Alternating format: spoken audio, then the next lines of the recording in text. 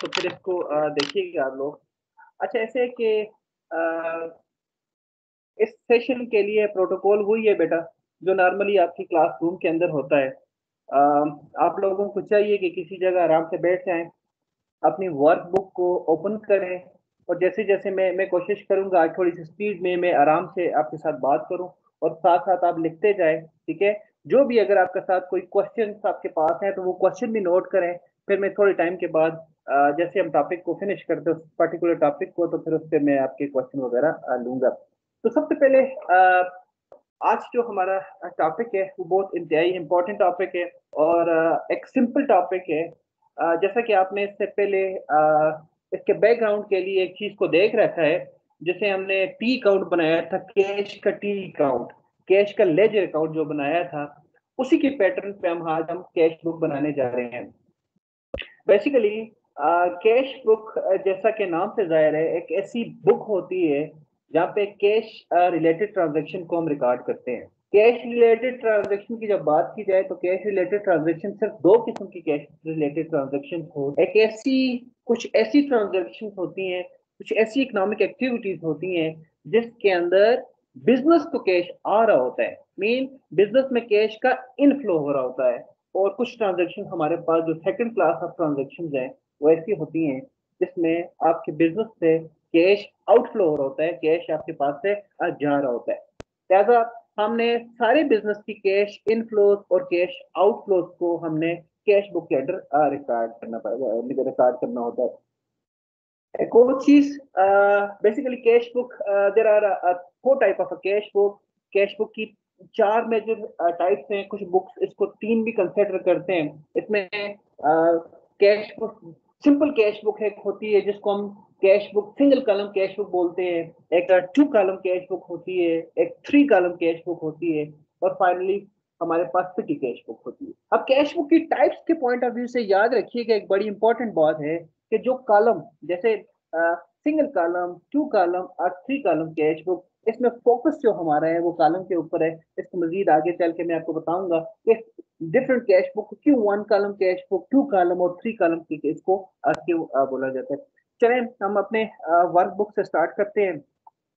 Cash book is a book of original entry in which transaction related to only cash receipts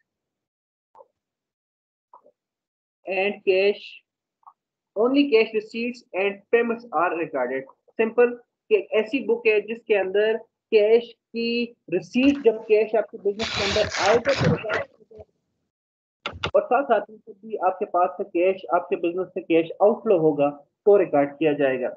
When a cash is received, it is entered in the debit or left hand side. आपको पता है कि cash जो है हमारे पास, cash basically हमारा asset account है, और जब भी कैश इंक्रीज होता है, in other word asset increase होता है, तो उसको डेबिट लगता है, या इसको हम लेफ्ट हैंड साइड पे नंबर वन।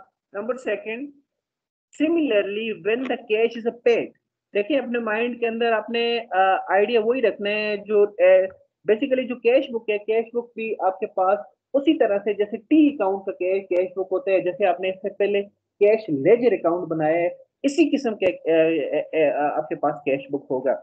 अब देखना ये है कि जब भी आपके पास कैश इनफ्लो होगी तो उसको आपने डेबिट कार्ड करना होगा, और जब भी कैश आपके पास आउटफ्लो होगी तो उसको आपने क्रेडिट कार्ड करना होगा। इन अदर वर्ड हमें पता है, जैसे देखो अपने माइंड में लेके जब आपने कैश का लेजर अकाउंट बनाया था तो आपने क्या किया था, आपके पास सपोज करते हैं हमारे पास एक एंट्री थी कैश टू सेल, तो हम अपने, जब हम कैश अकाउंट बनाते थे तो उसमें हमने क्या किया था, हम डेबिट साइड पे सेल्स एज ए सोर्स लिखते थे, और अमाउंट के अंदर आपने उसी कैश की अमाउंट हमने एंटर करना होती थी डेबिट साइड के अंदर। एंड सिमिलरली जब भी आपके पास कभी भी कैश के हवाले से कोई पेमेंट की जाती थी, सपोज करते हैं कि हमने मशीनरी परचेज की है, जब मशीनरी परचेज करते हैं तो हमारी एंट्री होती है मशीनरी टू कैश। अगर इसको हम कैश के लेजर अकाउंट में पोस्ट करें तो हम सिंपली क्रेडिट साइड पे पोस्ट करेंगे, उसका सोर्स लिखेंगे और अमाउंट को पुट कर देंगे। तो सिंपल, जब भी यही सेम रूल आपके पास कैश बुक के अंदर भी चलेगा, जब भी आपके पास कैश इनफ्लो होगा किसी भी सोर्स से, वो सेल्स भी हो सकता है, वो ओनर्स इक्विटी हो सकता है, वो किसी न किसी जगह से आप कहीं से आपको कोई रेवेन्यू हो सकता है, कोई आपके पास अर्निंग हो सकती है, या किसी जगह से आप कोई लोन ले सकते हैं। मेन पॉइंट आपने ये देखना है कि जी उस ट्रांजैक्शन के अंदर कैश है, यस है। फिर दूसरा पॉइंट आपने ये देखना है कि अगर उस ट्रांजैक्शन के अंदर कैश है तो कैश किस साइड पे, कैश डेबिट साइड पे या कैश क्रेडिट साइड पे, कैश आ रहा है या कैश जा रहा है। अगर कैश आपके पास इनफ्लो हो रहा होगा तो अपने डेबिट साइड पे रिकॉर्ड करेंगे, और अगर कैश आपके पास से जा रहा होगा तो सिमिलरली आप इसको क्रेडिट साइड पे रिकॉर्ड करेंगे। Cash is a dual book. अब जो कैश बुक है लास्ट टाइम जो हमने डिस्कस किया था, आप देख सकते हैं बुक के अंदर, तो बुक्स ऑफ अकाउंट्स में आपके पास दो सेगमेंट्स होते हैं, ये दो मेजर बुक्स की कैटेगरीज होती हैं। फर्स्ट बुक्स की जो कैटेगरीज होती है वो बुक ऑफ ओरिजिनल एंट्रीज होती हैं, जिन्हें जिन्हें हमें पता है जनरल बुक्स बोला जाता है। और सेकंड जो कैटेगरी होती है उसको हम बुक ऑफ सेकेंडरी एंट्री बोलते हैं, जिसका मीनिंग है सिंपल लेजर के। हमने लास्ट क्लास के अंदर देखा था कि दोनों क्लासेस के अंदर, जैसे जर्नल के अंदर डे बुक्स अवेलेबल थी, लेकिन उसके अंदर भी कैश बुक अवेलेबल था। इसी तरह से हमने देखा था जो लेजर अकाउंट है जिसमें डेटर लेजर क्रेडिटर लेजर थे, लेकिन इनके साथ साथ आपके पास कैश बुक भी मौजूद था। कैश बुक आपका जर्नल बुक भी कंसिडर किया जाता है कैश बुक को, और कैश बुक को लेजर भी कंसिडर किया जाता है। In other word, cash book is not only a book of a prime entry, it is a book of prime entry as well as it is a book of a secondary entry. हम dual book कहते हैं, या दूसरा नाम इसको बोला जाता है कि जर्नलाइज लेजर बोला जाता है। It is a journal as well as the ledger account. अब इसकी थोड़ी सी एक्सप्लेनेशन दी गई है। It is a journal, it is mean cash book is a journal book because transaction are record chronological, number one point. अब cash book के अंदर भी हमने चीजों को क्रोनोलॉजी का रिकॉर्ड करना है। हम देखेंगे कि कैश बुक का जो डेट कॉलम होगा वो सिमिलर डेट कॉलम होगा जैसे हम जर्नल बुक के अंदर डिजाइन करते हैं उस तरह का होगा। And it is a ledger, it contain the classified record of the cash transaction. अब इससे पहले जैसा कि मैंने एग्जांपल के तौर पे आपको बताया है कि कैश बुक को हम बिल्कुल कैश बुक कैश लेजर की तरह एक बुक होती है जिसमें classified record of the cash inflows और कैश आउटफ्लोज मौजूद होते हैं। लिहाजा ये लेजर इसलिए है कि इसके अंदर सिर्फ एक स्पेसिफिक अकाउंट, एक स्पेसिफिक अकाउंट की इंफॉर्मेशन मौजूद होती है। नॉर्मली अगर जर्नल को देखें तो जर्नल में ये होता है कि वो क्रोनोलॉजिकल रिकॉर्ड भी हम करते हैं, लेकिन उसके साथ साथ कोई स्पेसिफिक एक चीज का नहीं होता, डिफरेंट चीजों के होते हैं। सब्सिडरी अकाउंट के अंदर तो एक चीज होते हैं, लेकिन नॉर्मली एज अ कैश ही कैश, अब कैश को डिफाइन किया गया है कि what do you mean by the cash, कि कैश अकाउंटिंग के अंदर हम कैश किन चीजों को कंसिडर करते हैं। Cash consist of coins, currency, cheques, money order, etcetera etcetera. ये सारी चीजें इन बिजनेस के अंदर, ये जितनी चीजें भी है, इवन आगे चल के हम डिस्कस करेंगे डिपॉजिट इन द बैंक जो है, या आपके पास कोई मनी ऑर्डर्स हैं, या कोई कैश इन हैंड आपके पास है, या कैश एट बैंक है, ये सारी चीजों को हम कैश के अंदर कंसिडर करते हैं। Cash is reported the both cash balance sheet etcetera etcetera etcetera etcetera. यहाँ पे एक छोटी सी एक लाइन में और देखूंगा, बाकी इस चीज इनको देखना है आपने।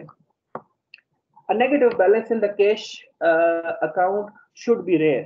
Normally कैश बुक मैंने जैसे आपको बताया है कि आपके कैश में तो नॉर्मली जो नॉर्मल बैलेंसेस ही चलेंगे, आपका बेसिक कोर्स है। लेकिन कैश का नॉर्मल बैलेंस हमें पता है डेबिट होता है, लेकिन बहुत कम केसेस आपको नजर आएंगे जहाँ पे इसका बैलेंस जो होगा वो क्रेडिट बैलेंस आपको शो किया जाएगा। तो अगर क्रेडिट बैलेंस है तो फिर क्या है, इट शुड बी रिपोर्टेड। अगर ये क्रेडिट बैलेंस है तो नॉर्मली इसको हम करंट लायबिलिटी शो करेंगे, अगर इसका डेबिट बैलेंस है तो हम इसको करंट एसेट शो करेंगे, एटसेट्रा एटसेट्रा।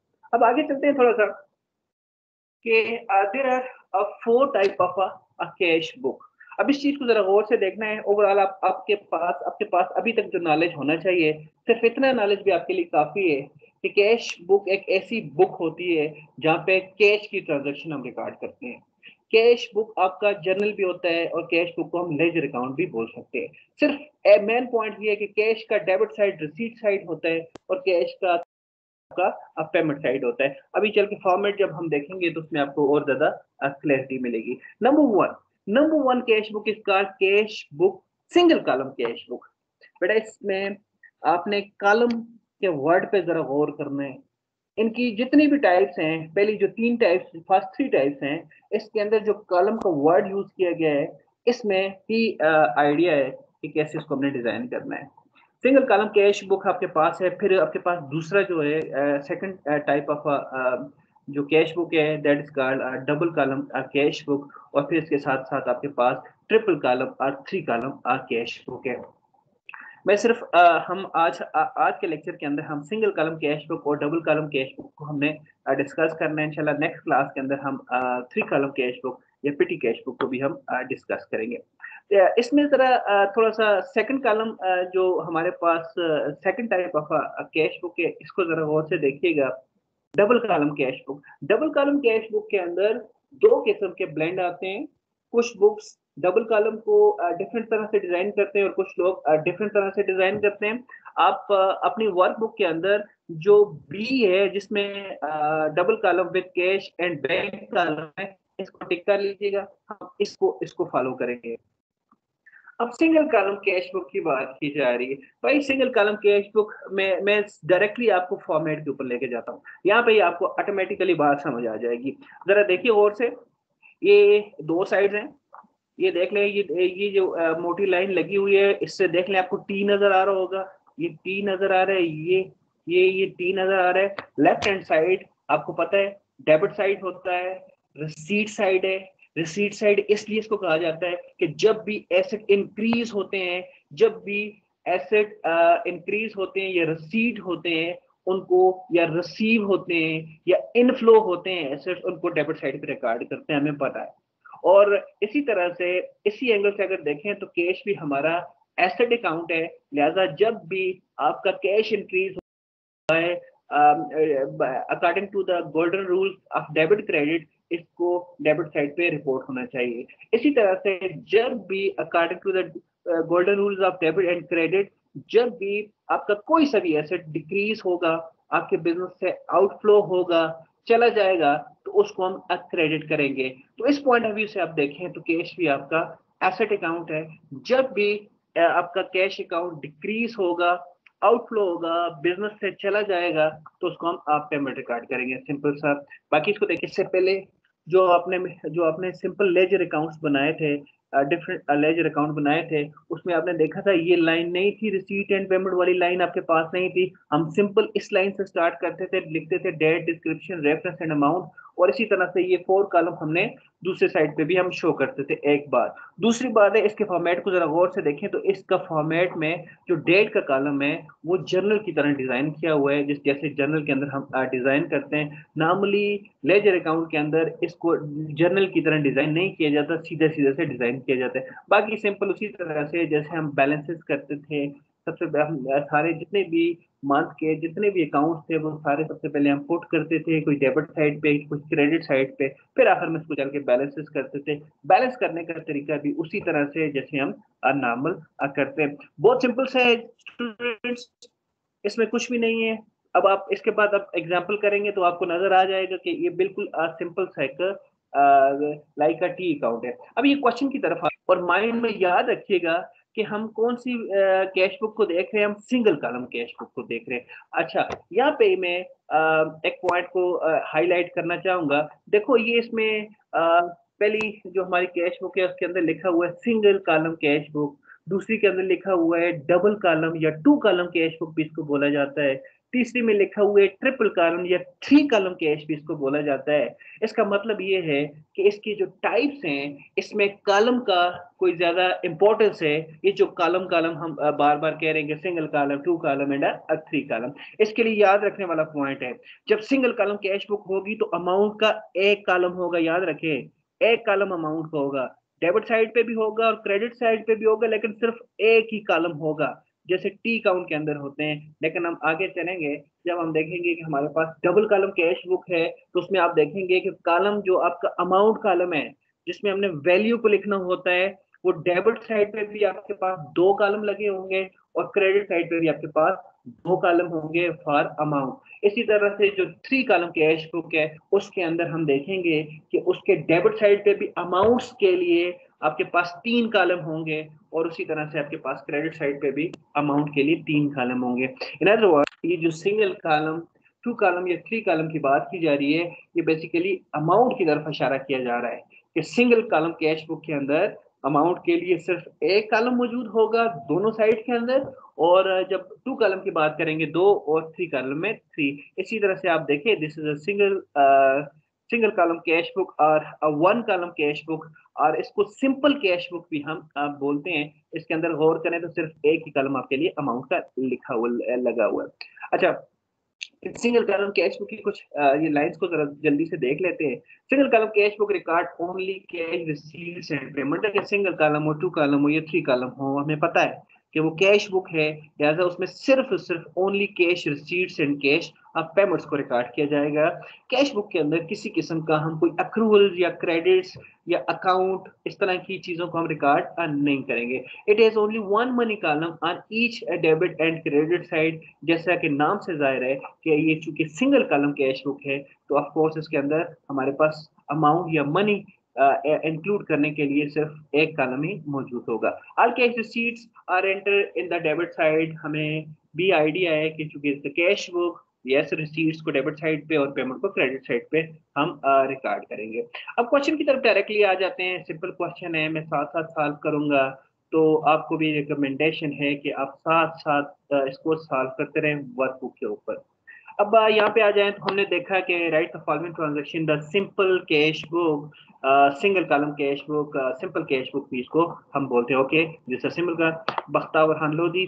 तो यहाँ पे हम सबसे पहले देखेंगे ये कौन सा है, 2016 है, तो हम सबसे पहले 2016 को पुट कर देते हैं दोनों साइड पे ईयर कॉलम के अंदर। उसके बाद देखें कि जी कौन सा मंथ चल रहा है, मंथ जुलाई है, तो yes, दोनों साइड से जुलाई भी चलेगा साथ साथ। ओके, हमने मंथ का के कॉलम के अंदर मंथ अमाउंट को भी हमने इंटर कर दिया है। अब आगे चलें तो हम देखेंगे कि जी डेट में जब आ गए तो सबसे पहले फर्स्ट डेट है।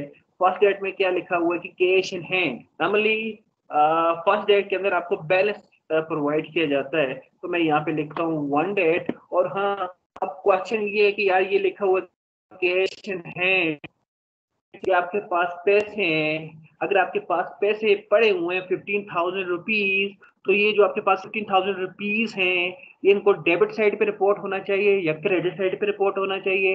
या इन अदर वर्ड, ये जो आपके पास 15,000 रुपीज हैं, ये आपकी रिसीट्स हैं या आपकी पेमेंट्स हैं? तो इसका सिंपल सा आंसर है, चूंकि मेरे पास मेरे पैसे हैं, मैं इन 15,000 का ओनर हूँ, ये मेरे एसेट्स हैं, तो इसलिए आपके डेबिट साइड पे रिपोर्ट किए जाएंगे। तो मैं यहाँ पे लिखूंगा बैलेंस डाउन 15,000। और हर क्वेश्चन के अंदर तकरीबन आपके पास जो फर्स्ट लाइन होगी वो हमेशा बैलेंस की प्रोवाइड की जाएगी। ठीक है, अच्छा, इसमें कोई इतनी रॉकेट साइंस नहीं है। अगर आप इसके साथ कैश इन हैंड भी लिख लें फिर भी कोई इशू नहीं है, लेकिन सिर्फ आइडिया इतना लेना है कि इसकी जो 15,000 की जो वैल्यू है वो आपने डेबिट साइड पे रिपोर्ट करनी है या क्रेडिट साइड पे रिपोर्ट करनी है। इनकी जो डिस्क्रिप्शन है इसमें मुझे कोई एतराज नहीं है, ये आप कुछ भी लिख लें, लेकिन कभी इसमें जो इसके राइट साइड है उसको उल्टा नहीं करना। मीन ये जो 15,000 का वैल्यू है इसको आप क्रेडिट साइड पे रिपोर्ट नहीं कर सकते, ये डेबिट आप इसको आपने रिपोर्ट करना है। क्योंकि आपकी ओनरशिप है, आपके पास है, आपका पॉजिटिव बैलेंस है, इसलिए हम इसको डेबिट रिकॉर्ड करेंगे। इसके बाद स्टूडेंट्स सिंपल सी बात सुनो। अब हर ट्रांजेक्शन को पढ़ेंगे, गौर करेंगे कि उसके अंदर कैश इन्वॉल्वमेंट है। अगर कैश इन्वॉल्वमेंट होगी तो उसको हम लेके जाएंगे, अगर कैश इन्वॉल्वमेंट नहीं होगी तो उसको हम नहीं लेके जाएंगे। फिर अगर कैश इन्वॉल्वमेंट है तो फिर देखेंगे कि कैश इन्वॉल्वमेंट किस साइड पे है। आपके पास कैश आ रहा है, कैश रिसीट हो रहा है या कैश पेमेंट हो रहा है। अगर कैश रिसीट हो रहा है तो डेबिट साइड पे रिपोर्ट कर देंगे, और अगर कैश पेमेंट हो रहा है तो उसको उठा के हम क्रेडिट साइड पे रिपोर्ट कर देंगे। सिंपल सी कैश बुक, इसके अंदर कोई रॉकेट साइंस नहीं है। अब देखो, परचेज गुड्स फॉर कैश। अब जरा माइंड से पूछो ना, जब आपने कोई चीज खरीदी है तो उसके अगेंस्ट आपने कैश जब दी है, तो ये कैश आपके पास आई है या कैश चली गई है? डेफिनेटली ये आपकी कैश पेमेंट है। तो हम सिंपल सा पेमेंट साइड पे जाएंगे, यहाँ पे देखेंगे डेट कौन सी थी, 6 डेट था, हमने 6 लिखा। सोर्स उसका परचेजेस है, अमाउंट हमारे पास उसकी है 2000।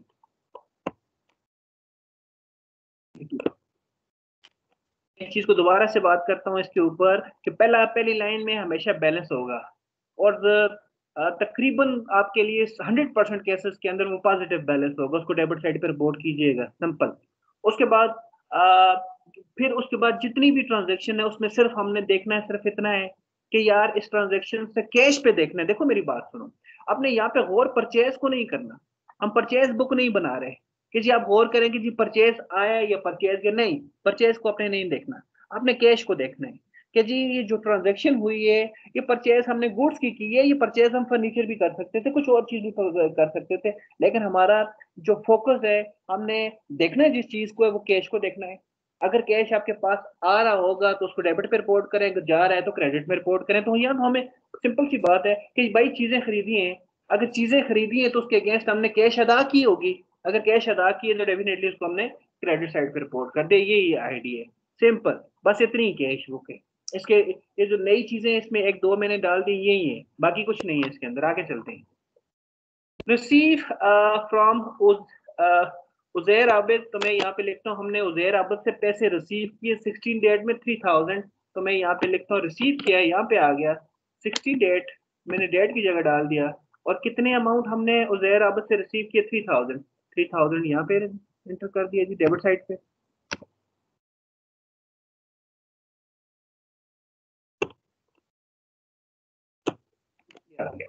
उसके बाद आगे चले तो कह रहा है कि पेड टू हारिस अली, हाँ yes this is a payment, आपने हारिस अली को पेमेंट किया है, तो मैं यहाँ से कॉपी करता हूँ 18 डेट को, ये पेमेंट साइड पे जाएगा, मैं यहाँ हारिस अली को लिखता हूँ, डेट कौन सी थी हमारे पास 16 थी 18 थी, हारिस अली 18 और 1000, यहाँ पे मैं लिखता हूँ 18, यहाँ पे लिखता हूँ 18 और यहाँ पे मैं लिखता हूँ 1000। उसके बाद 18 के बाद यहाँ तक हमने ट्रांजेक्शन सारी कर दी। देन 20 ट्रांजेक्शन में कैश सेल्स हो रही है, तो ये सिंपल 20 में सेल्स हो रही है 4000 की सेल्स हुई है, फिर क्या हुआ है, यस हमारा फोकस कैश है, तो कैश से कैश हमारे पास सेल की वजह से आई होगी, तो 20 में सेल्स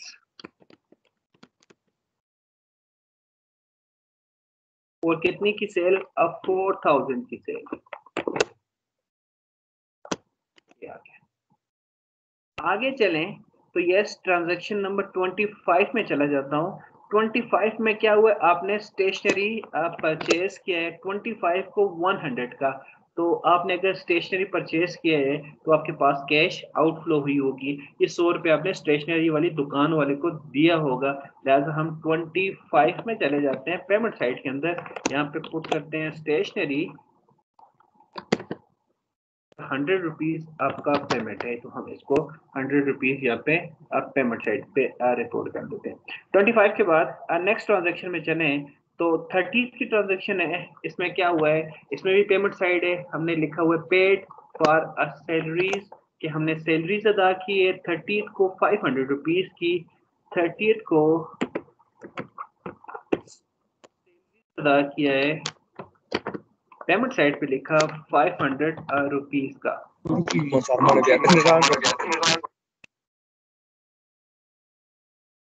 उसके बाद नेक्स्ट में जाएं, हमारे पास परचेज ऑफिस फर्नीचर है, हम ऑफिस फर्नीचर हमने परचेज किया है, तो सिंपल ये पेमेंट साइड है, ऑफिस फर्नीचर हमने परचेज किया तो अल्टीमेटली हमने कैश को पेड किया होगा, तो हम यहाँ से कॉपी करते हैं ऑफिस फर्नीचर 31, हम यहाँ पे डेट लिखते हैं 31 ऑफिस फर्नीचर, ऑफिस फर्नीचर की अमाउंट कितनी है, अब 5000। हमारी सारी ट्रांजेक्शन्स 1 2 3 4 5 6 7 8 ट्रांजेक्शन्स, 1 2 3 4 5 6 7 एंड 8 ट्रांजेक्शन, सारी ट्रांजेक्शन हमने रिपोर्ट कर दी है। अब जैसे ही हमने सारी ट्रांजेक्शन को रिपोर्ट किया है तो नेक्स्ट प्रोसेस है बैलेंसिंग का प्रोसेस है। बैलेंसिंग इज अ सेम जैसे हमने लेजर अकाउंट के अंदर हम बैलेंसेस करते थे, मैं उस रूल्स को दोबारा से आपके लिए रिपीट कर देता हूँ। बेटा हमें पहले तो हमें पता भी है कि जो भी आपके पास अकाउंट होगा, अगर नॉर्मल सर्कमस्टांसेस चल रहे हैं तो उसका नॉर्मल बैलेंस ही आएगा। मीन अगर आपके पास एसेट अकाउंट है तो उसका डेबिट साइड ज्यादा होगा और क्रेडिट साइड कम होगा। आपका जो गैप निकलेगा वो क्रेडिट में निकलेगा, लेकिन इन फैक्ट वो आपका डेबिट बैलेंस होगा, उस पर हमने बात की हुई है। यार हम बैलेंस करते हैं, देखो मोटा मोटा सा देखते हैं। ये देखो 15,000 एंड 4,000 इज 19 एंड 3 इज 22,000, तो इसका मतलब है बड़ा साइड आपका यही है, इसलिए 2000 1000 से ये 22,000 की वैल्यू मुझे ज्यादा नजर आ रही है। कैलकुलेटर लें, इसी 22,000 को मैंने यहाँ पे रिपोर्ट कर दिया। कैलकुलेटर लें, कैलकुलेटर लिया अपना, यहाँ पे लिखा कि जी अच्छा ये देखो ये 22,000 है तो ये भी 22,000 है, ये तो बराबर है। लिहाजा इस साइड पे आपका गैप निकलेगा, क्रेडिट पे गैप निकलेगा, वो इनफैक्ट आपको पता है डेबिट बैलेंस होगा। तो मैं इसको ऐसे करता हूँ, लिखता हूँ 22,000 से ऊपर वाली जितनी भी हमारे पास अमाउंट्स हैं इनको मैं माइनस कर देता हूँ। 22,000 minus 2,000 minus 1,000 minus 100 minus 500 minus 5,000। तो इससे हमारे पास जो बैलेंस आया वो आ गया 13,400। और हम यहाँ पे लिखते हैं बैलेंस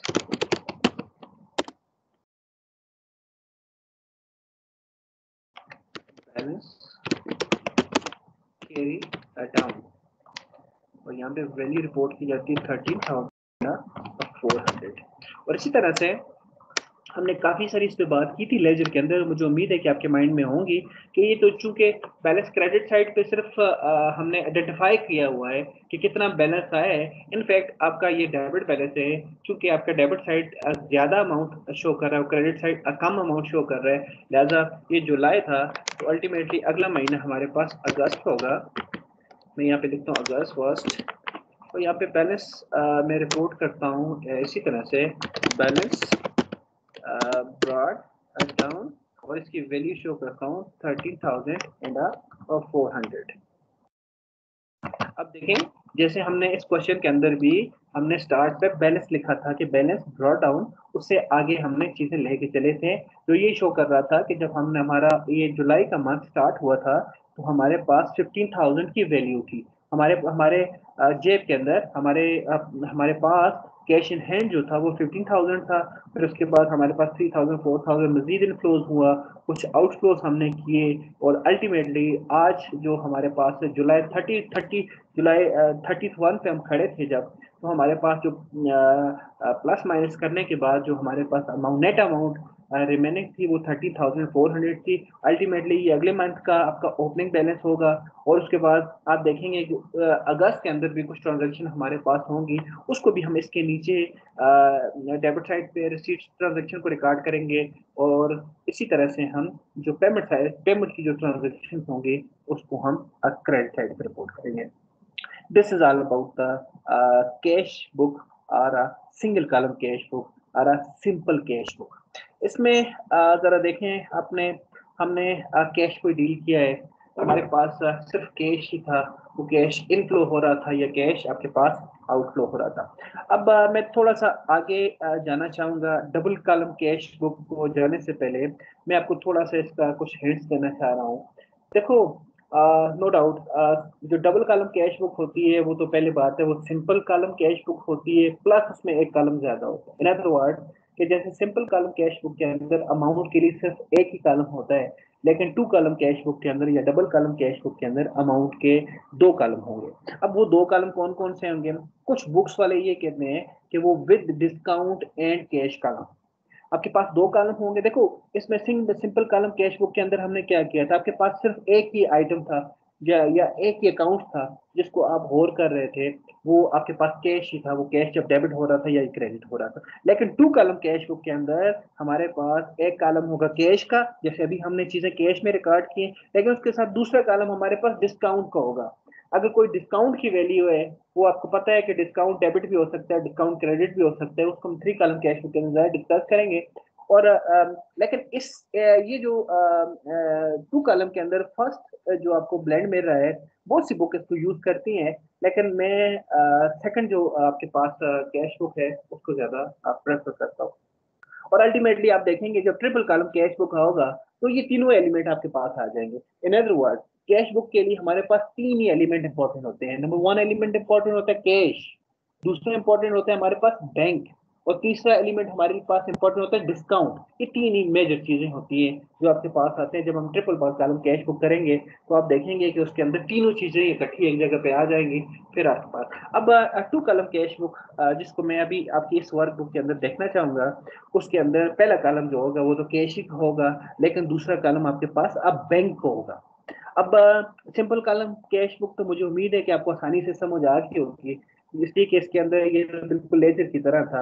लेकिन जब टू कॉलम कैश बुक बनाएंगे तो याद रखिएगा बेटा, दो चीजों को अलग अलग करना है। अब अगर आपके पास कोई रिसीट हुई है, कोई कहीं से कैश आई है, तो ये जरा देखिएगा कि वो कैश नकद की सूरत में आई है, वो आपके पास नोट की सूरत में आई है, या किसी बंदे ने आपको चेक दिया है, या किसी बंदे ने वो पैसे आपके बैंक अकाउंट में डिपॉजिट कर दिए हैं। दोनों को अलग अलग रखेंगे। देखो मुख्तलिफ चीजें हैं दोनों ना।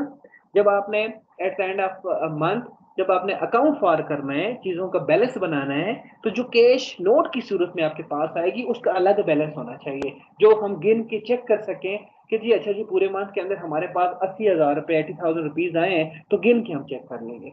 इस तरह से फिर हम देखेंगे कि अच्छा हमारे बैंक अकाउंट के अंदर कितने पैसे गए हैं। हाँ, वो चेक हमें भी दिया जा सकता है, उसके डिस्कस अभी करते हैं, या वो डायरेक्टली भी हमारे बैंक के अंदर हमारे जिस कस्टमर डिपॉजिट कर सकता है। तो फिर हमने इन दो चीजों को अलग अलग रखना है।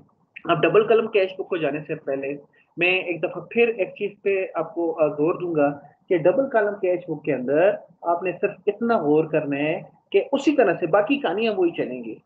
जब रिसीट होगा डेबिट, जब पेमेंट होगा तो क्रेडिट, वो उसी तरह से चीजें इसी तरह से बैलेंस बनाएंगे, उसी तरह से हम करेंगे। लेकिन सिर्फ एक चीज देखेंगे जरूर कि हमारे पास जो कैश आ रही है या कैश रिलेटेड जो चीजें आ रही हैं वो कैसे आ रही हैं, उनका मीन क्या है।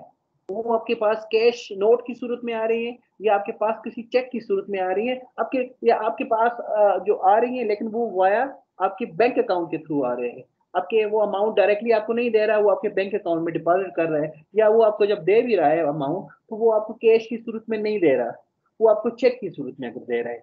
तो इसी तरह से हो सकता है कि आप अगर किसी को पेमेंट करें तो उसको कैश भी दे सकते हैं, या फिर आप उसको कैश नहीं दे सकते, आप उसको चेक भी दे सकते हैं। तो इसमें देखा जाए तो पहली सूरत में तो आपने उसको कैश के थ्रू पेमेंट किए, जिससे जो आपके कैश के एसेट्स हैं आपके बिजनेस के अंदर, हार्ड कैश जिसको हम बोलते हैं, या कैश इन हैंड भी समटाइम उसको बोलते हैं, उस उनमें कमी आएगी। लेकिन अगर आप किसी बंदे को पेमेंट करेंगे, जिस सपोज आपने किसी बंदे से मशीनरी परचेज की है और उसको आपने कैश नहीं दिया, आपने उसको चेक लिख के दे दिए कल का, तो उससे क्या होगा, उससे जो आपके कैश रिसोर्सेज आपके बिजनेस के अंदर कैश इन हैंड की सूरत में आपके ड्रॉर के अंदर कैश पड़ी हुई है उसमें कोई कमी नहीं आएगी, वो उतनी ही रहेगी। लेकिन जो आपके बैंक अकाउंट है, जो आपके बैंक के अंदर आपके अमाउंट के कैश का पड़ा हुआ है, उसमें कमी आएगी जब बंदा जाएगा कैश विड्रॉ करेगा। लिहाजा दोनों अकाउंट को अलग अलग चीजें हैं, बहुत बड़ा डिफरेंस है, no doubt. Both are the current asset, liquid asset, दोनों को हम कंसिडर करते हैं, बैंक को भी और कैश को भी। लेकिन जब हम अकाउंट फॉर कर रहे होते हैं, जब हम इसकी अकाउंटिंग कर रहे होते हैं, तो दोनों अकाउंट्स को हम अलग अलग देखते हैं। हम अलग अलग इसलिए देखते हैं कि उसको अलग अलग काउंट किया जाता है। ज्यादा जाते हैं डबल कॉलम कैश बुक के ऊपर। Yes, two column cash book. एक और चीज भी मैं आपको बता दूं बेटा जाते जाते, कि ये जो टू कॉलम कैश बुक है, this is a heart of a cash book. ये सबसे ज्यादा आपकी यूज होने वाली कैश बुक है, इसीलिए मैंने टू कॉलम कैश बुक को कैश एंड डिस्काउंट कॉलम के बजाय कैश एंड बैंक कॉलम को मैंने यहाँ पे इसको यूज किया है। अब देखो यहाँ पे क्या कह रहा है, डबल कॉलम कैश बुक, या इसको नॉर्मली हम टू कॉलम कैश बुक भी हम बोलते हैं। The most common double column cash book are number one cash book with discount and cash column, जिसको मैंने बताया हम इस तरह से यूज नहीं कर रहे, ठीक है। तरीका आपको जब थ्री कॉलम कैश बुक बनाएंगे तो फिर आप इसको भी आप बना सकते हैं, इसमें कोई इशू नहीं है। लेकिन चूंकि जो सबसे इंपॉर्टेंट और मेरे ख्याल से सबसे ज्यादा जिसमें आइडियाज आपके पास मौजूद होंगे, अगर आप टू कॉलम कैश बुक को आप समझ लेंगे तो थ्री कॉलम कैश बुक में कोई नई चीज बिल्कुल नहीं होगी, वही चीजें, सिर्फ एक कॉलम एक्स्ट्रा हो जाएगा डिस्काउंट का, और लिहाजा उसमें हमने डिस्काउंट ही लिखना होगा। एज इंपॉर्टेंट आपके पास जो कैश बुक है वो cash book with cash and bank column है। इसको और से देखें, ऐसी कैश बुक होगी जहां पे आपके पास दो कॉलम कैश कॉलम आपके पास डेबिट साइड पे भी होंगे, जो ये शो करेंगे कि जब आपके पास कैश आएगी तो आपने वहां पे रिकॉर्ड करना है, और जब आपके पास कोई चेक आएगा या कहीं से आपके पास जो आप रिसीव करने जा रहे हैं, मैं सपोज करता हूँ कि आपने सेल्स किया तो आपके कस्टमर ने आपको कैश नहीं दिया हार्ड कैश, आपको उसने चेक दे दिए, तो वो पैसे तो आपके बैंक में जाएंगे। इस तरह से दो कॉलम आपके पास डेबिट साइड पे होंगे कैश और बैंक के, और इसी तरह से आपके पास दो कॉलम जो है वो क्रेडिट पे भी शो किए जाएंगे। A two column or double column cash book is a one in which there are two column in each side वगैरह वगैरह। इसके जरा फॉर्मेट को देख लें। फॉर्मेट में जैसे मैंने आपको बताया फॉर्मल फॉर्मेट है, तो इसके लिए 3 लाइंस हमेशा रिजर्व होंगी टॉप पे और उनको सेंट्रलाइज किया जाएगा। सबसे पहली लाइंस हमेशा हमेशा नेम ऑफ द कंपनी होती है या नेम ऑफ प्रोप्राइटर होता है। चूंकि ये cash book sole proprietor business का कैश बुक है, लिहाजा इसका सोल प्रोप्राइटर का बंदे का नाम हमने लिखा हुआ है, बद स्टूडेंट का सनूदिया रियाज। कैश बुक डबल कॉलम है आपके पास, और उसके बाद जो भी आपका टाइम पीरियड होगा उसको हम यहाँ पे लिखेंगे। For the month ended is the keyword, इनको हम चेंज नहीं करेंगे, इसको एज इट इज लिखेंगे। लेकिन आगे जो भी हमारे पास महीना है 30 अक्टूबर है या नवंबर का महीना है या वट एवर जो भी ईयर हमारे पास 2020 या 2019 है, उसको हम रिपोर्ट करेंगे। उसके बाद देखो हमारे पास अगेन कैश एंड पेमेंट दो बड़े साइड्स होते हैं। ये टी काउंट की शेप में होता है, और चूंकि it's double column to column cash book देख लें, दो कॉलम आपके पास अमाउंट के लिए डेबिट साइड पे रिपोर्ट किए गए, और सिमिलरली दो कॉलम में अमाउंट के लिए आपके पास क्रेडिट साइड पे रिपोर्ट किए गए। ये एक मेजर फर्स्ट डिफरेंस है फॉर्मेट के अंदर कि सिंगल कॉलम कैश बुक के अंदर हमने देख रखा है कि अमाउंट के लिए सिर्फ एक कॉलम होता है, दैट्स व्हाई इसको सिंगल कॉलम कैश बुक बोलते हैं। और जब टू कॉलम कैश बुक की बात की जाए तो अमाउंट के लिए या वैल्यू को एंटर करने के लिए हमने हमारे पास दो कॉलम होते हैं दोनों साइड पे। अब यहाँ तक तो कोई मसला नहीं है, ये सिंपल है। अब जरा कुछ आइडियाज अपने में वैसे ही हम बात करते हैं। सपोज करते हैं कि जी कैश सेल्स और कस्टमर पेड बाय बैंक अगर हो तो हम क्या लिखेंगे, हम सेल्स हम देखेंगे कि यार ये सेल्स हुई है, ओके सेल्स से हमारे पास पैसे आते हैं, यस, या हम लिख देंगे सेल्स। और फिर उसके बाद देखेंगे कि जो हमें कैश मिलनी है वो कैश कहाँ से मिल रही है, हमें कैश की सूरत में मिल रही है या बंदा हमारे पैसे हमें बैंक में डिपॉजिट कर रहा है। अगर कैश की सूरत में मिल रही है तो कैश में हम लिख लेंगे, अगर वो डिपॉजिट कर रहा है तो यहाँ पे लिखेंगे। इसी तरह से सिमिलरली जब हम पेमेंट करेंगे, मैं सपोज करता हूँ कि परचेज ऑफ फर्नीचर, हमने फर्नीचर परचेज किए, तो फर्नीचर परचेज किए तो अल्टीमेटली उसके लिए हमें पेमेंट करनी पड़ेगी। अब पेमेंट का सोर्स क्या है, अगर हम यहाँ पे लिखेंगे डायरेक्टली फर्नीचर डिस्क्रिप्शन के अंदर, और अगर हम उसकी पेमेंट थ्रू कैश कर रहे हैं, हमारे कैश रिसोर्सेज से पैसे जा रहे हैं, तो उसको हम कैश में से कैश में लिख लेंगे। अगर हम कैश नहीं दे रहे बंदे को, हम चेक लिख के दे रहे हैं, तो उसको हम यहाँ पे नोट करेंगे। ये तो सिंपल हमें आइडिया पता है जो सिंपल कॉलम कैश बुक से आएगा। अब टू कॉलम कैश बुक या थ्री कॉलम कैश बुक के अंदर बात जरा और से सुनिएगा। अगर कहीं इधर उधर आप जब बैठे जा रहे हैं तो जरा किसी जगह आराम से बैठे, इसलिए कि ये इंपॉर्टेंट पॉइंट है, एक ही पॉइंट है इसके अंदर। पूरी कैश बुक का जितना भी चैप्टर्स हैं उसके अंदर सिर्फ एक ही आइडिया है जो नया है जिसको हमने सीखना है, उसको हम बोलते हैं कॉन्ट्रा एंट्रीज। कॉन्ट्रा एंट्रीज, अब आपको पता है कि कॉन्ट्रा लफ्ज कॉन्ट्रा है, उसका मीनिंग जो है अकाउंटिंग के अंदर अपोजिट है। अपोजिट, जैसे हमने कॉन्ट्रा अकाउंट के बारे में भी हमने बात की हुई है, और इस तरह से हमने चीजों को देखा हुआ है।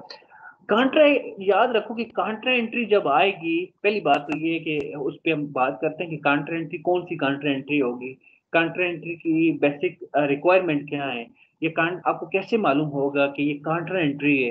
देखो वैसे तो हमें पता है कि कोई सी ट्रांजैक्शन आती है, जैसे हमने यहाँ पे भी किया, ये कोई सी ट्रांजैक्शन थी, ये रिसीट था तो डेफिनेटली हमारे पास रिसीट साइड पे आ रहा था, ये जहाँ पे पेमेंट कर रहे थे तो पेमेंट साइड पे आ रहा था। लेकिन कॉन्ट्रा एंट्री जो एक दो काउंटर एंट्रीज आपके पास होंगी, बाकी तो ये नॉर्मल एंट्रीज होंगी, लेकिन कुछ काउंटर एंट्री भी मौजूद होंगी। काउंटर एंट्री जब होगी तो उसके लिए इंपॉर्टेंट पॉइंट याद रखो कि वो आपके पास दोनों साइड से रिपोर्ट मीन, वो आपके पास एंट्री एक ही है, ट्रांजैक्शन एक ही होगी, लेकिन ट्रांजैक्शन आपके पास डेबिट साइड पे भी रिपोर्ट होगी, ट्रांजैक्शन आपके पास क्रेडिट साइड पे भी रिपोर्ट होगी।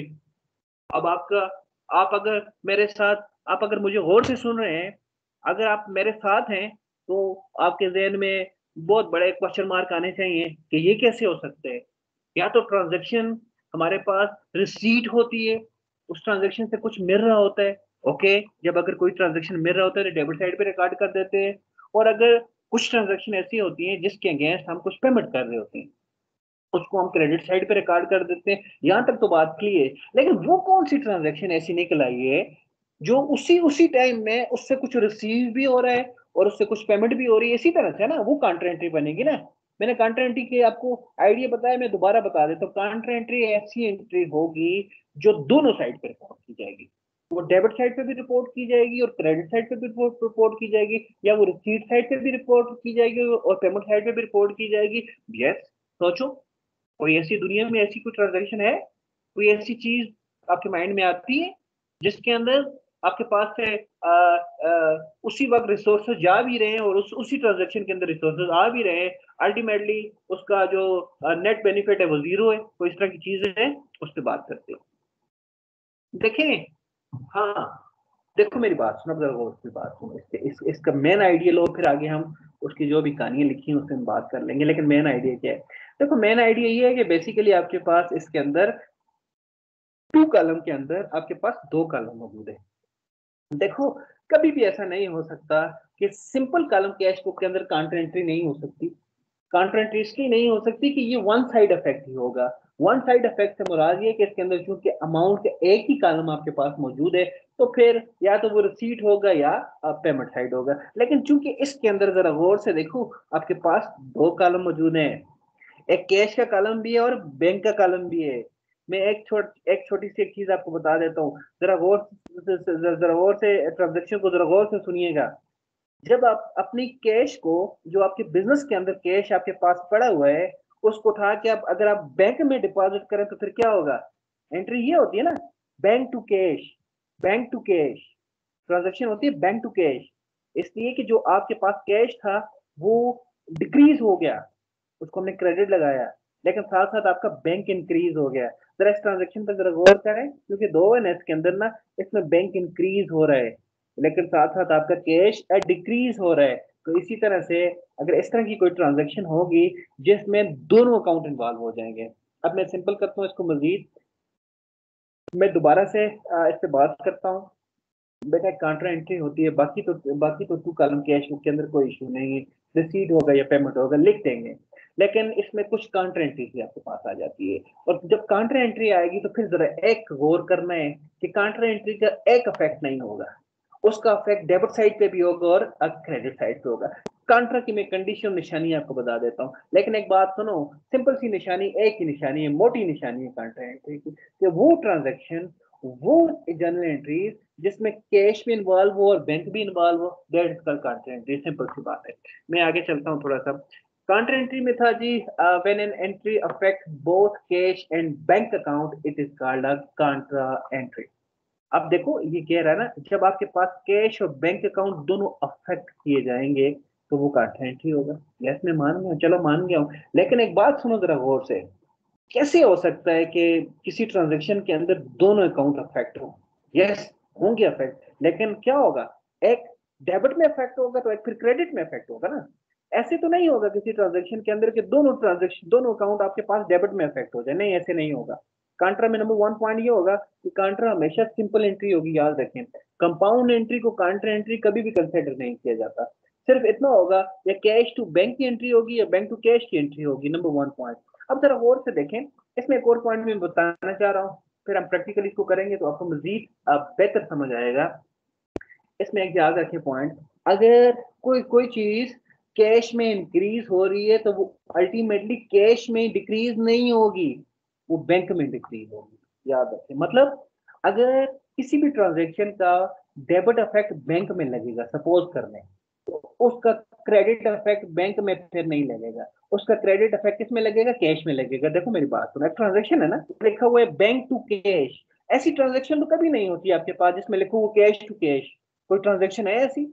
अगर देखें, मैं 1 मिनट के लिए सपोज कर देता हूँ, अगर कोई ट्रांजेक्शन ऐसी हो जिसमें जिसकी एंट्री, जनरल एंट्री ये बनती हो कैश टू कैश, तो फिर हम कैश भी डेबिट के और क्रेडिट भी कैश, लेकिन ऐसा नहीं होता। आपके पास दो डिफरेंट अकाउंट होंगे, कैश टू बैंक या बैंक टू कैश होगा। तो इससे क्या मुराद होगा? अगर कैश टू बैंक की ट्रांजेक्शन की जा रही है तो उसमें कैश इंक्रीज हो रहा है, वो डेबिट साइड पे है, और बैंक आपका डिक्रीज हो रहा है। अगर कैश इंक्रीज हो रहा है तो कैश को हम डेबिट साइड पे लिखेंगे, और फिर अगर बैंक डिक्रीज हो रहा है तो बैंक को लिखेंगे। अगर मैं इस बात को जरा थोड़ा सम अप करूं तो मैं बेटा इतना कहूंगा कि काउंटर एंट्री ऐसी एंट्री होती है जिसके डबल इफेक्ट होते हैं। और डबल इफेक्ट सिर्फ दो ही अकाउंट्स के अंदर डबल इफेक्ट होते हैं, क्योंकि इसके अंदर दो कॉलम है, एक कैश और बैंक का कॉलम है। तो काउंटर एंट्री ऐसी एंट्री होगी जिसमें दो अकाउंट, दोनों दोनों अकाउंट इन्वॉल्व होंगे। कैश डेबिट भी हो सकता है, कैश क्रेडिट भी हो सकता है, या बैंक डेबिट या बैंक क्रेडिट भी दोनों हो सकते हैं, लेकिन दो अकाउंट इन्वॉल्व होंगे। और आखिरी पॉइंट, अगर काउंटर एंट्री के अंदर आपका डेबिट साइड पे कैश इफेक्ट होगा, सपोज करता हूँ, तो फिर क्रेडिट साइड पे याद रखें कैश नहीं होगा, बैंक होगा। और अगर डेबिट साइड पे आपका काउंटर एंट्री के अंदर बैंक बैंक अफेक्ट होगा या बैंक इन्वॉल्व होगा, तो फिर उसके अंदर क्रेडिट साइड में उसका कैश इन्वॉल्व होगा। इसको काउंटर हम बोलते हैं। आगे चलते हैं। Counter is a letter opposite etcetera etcetera two condition for the counter entry. ये अपने पास बेटा नोट करें। देखिए हमने बोल दिया ना, ऐसी ऐसी ट्रांजेक्शन जहाँ जिसके अंदर दो अकाउंट में से दोनों अकाउंट इन्वॉल्व हो, कैश और बैंक अकाउंट इन्वॉल्व हो, उसको हम काउंटर एंट्री बोलते हैं। यहाँ पे मैंने लिखा bank to cash, number one condition of counter entry. या आप उस ट्रांजेक्शन को जब आप जनरलाइज करते हैं तो आप देखेंगे बैंक टू कैश है। बैंक टू कैश से क्या मुराद है? बैंक इंक्रीज हो रहा है, कैश कम हो रहा है। इन अदर वर्ड, आप अपने बिजनेस से हार्ड कैश उठा के उसको बैंक में जब डिपॉजिट करते हैं तो बैंक डेबिट हो जाता है, कैश क्रेडिट हो जाता है। या फिर कांट्रा कैश टू बैंक होगा।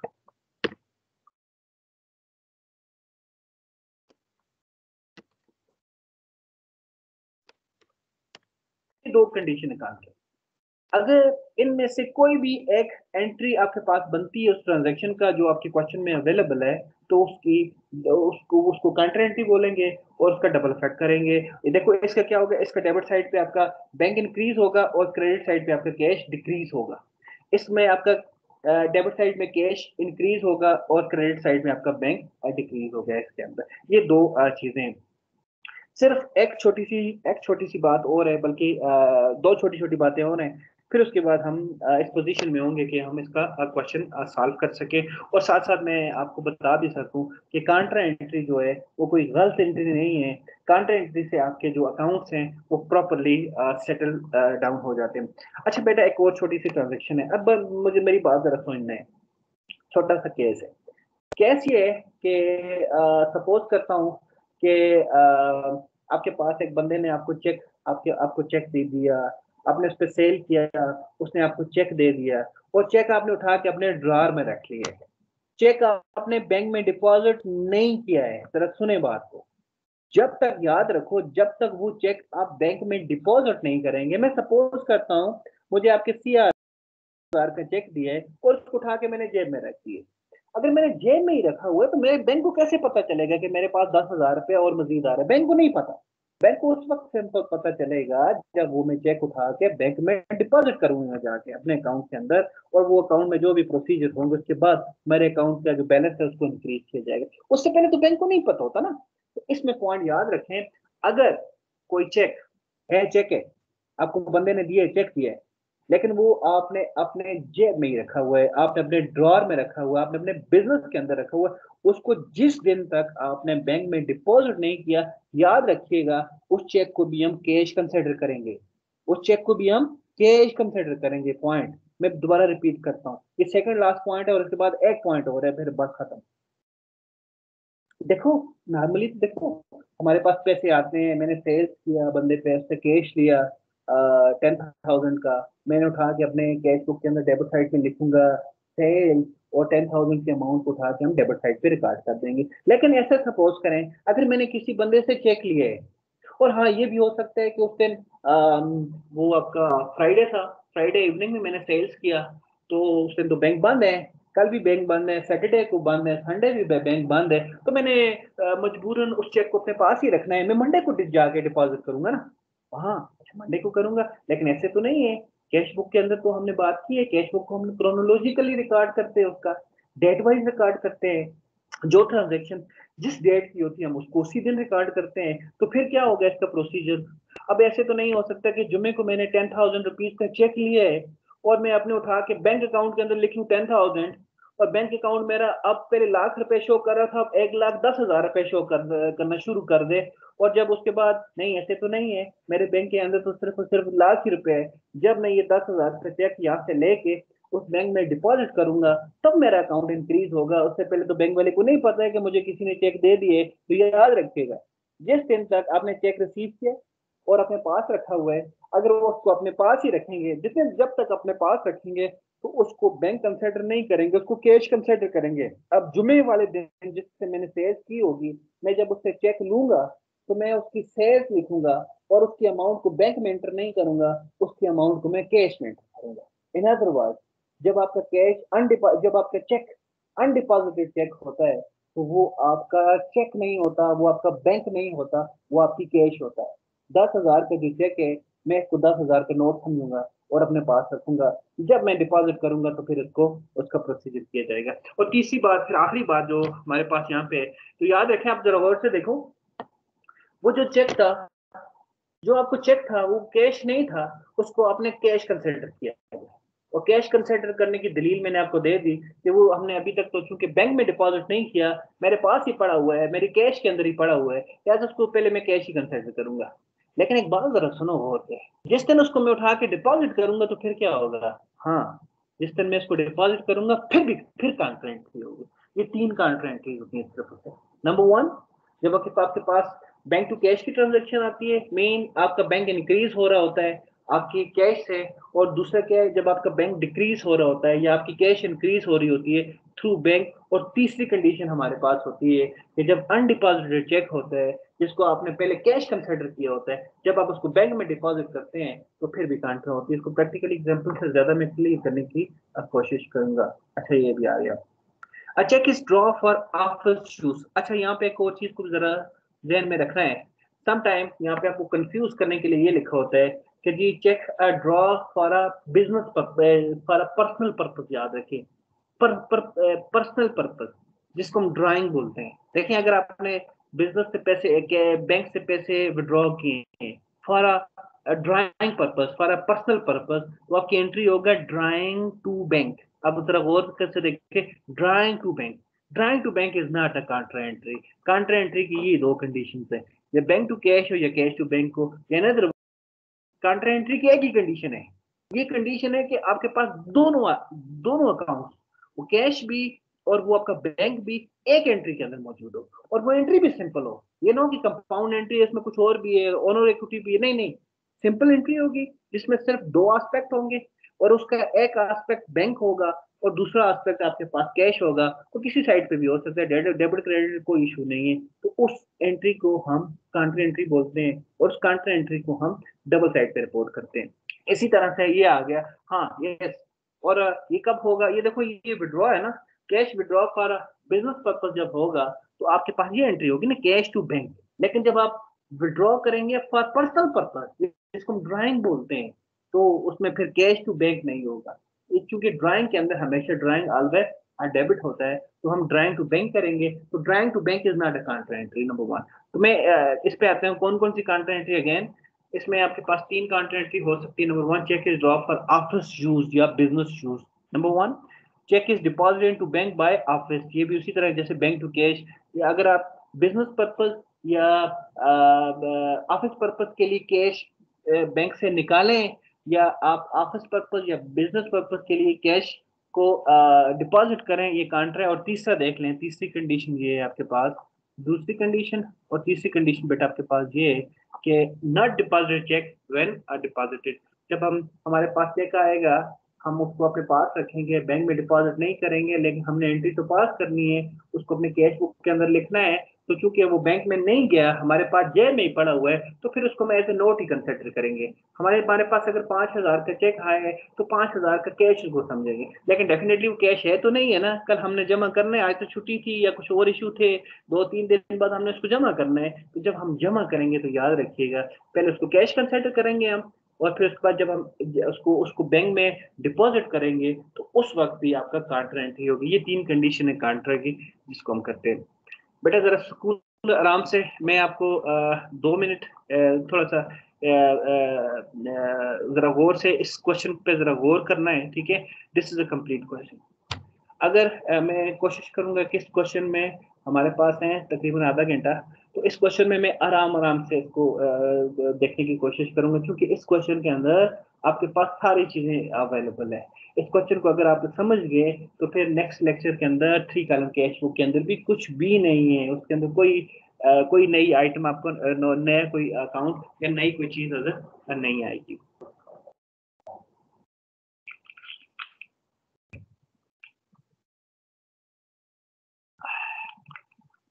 स्टार्ट करते हैं इस क्वेश्चन को, और इस क्वेश्चन को स्टार्ट भी करते हैं और साथ साथ इसको हम कंप्लीट देखेंगे। आपने अपने आप को एज अ बिजनेसमैन कंसिडर करना है।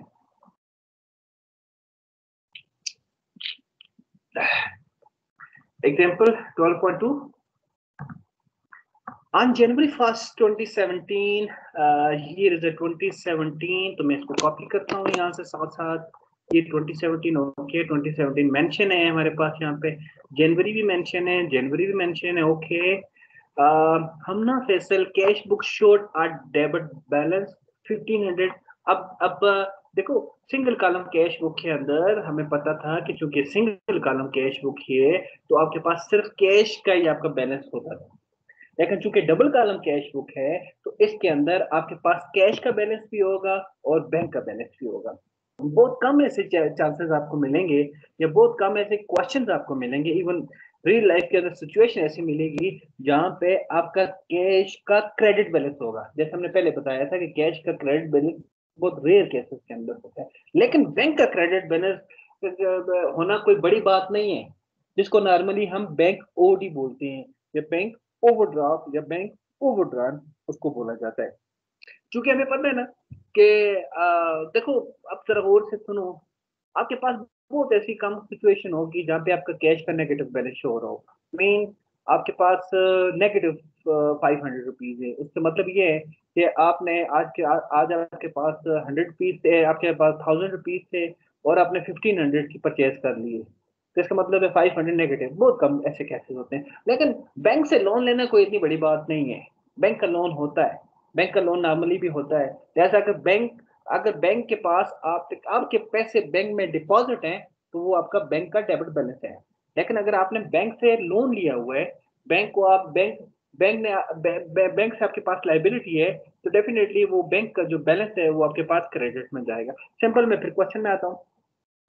बैलेंस शो कर रहा है कैश का 1500 एंड बैंक का शो कर रहा है 12,500। देखो, ये कैश के साथ कुछ मेंशन नहीं है, लिखा हुआ है बैलेंस ऑफ कैश।